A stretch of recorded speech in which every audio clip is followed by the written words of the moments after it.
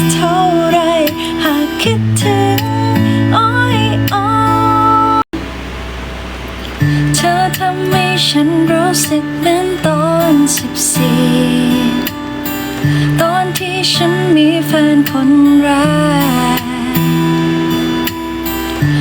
ลึกๆข้างในมันหวันมันไหว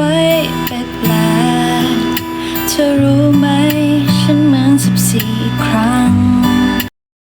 ก็เลยมาร้องเพลงบอกแค่อยากให้เธอนั้นเข้าใจว่าสิ่งที่ฉันทำลงไปใจสั่น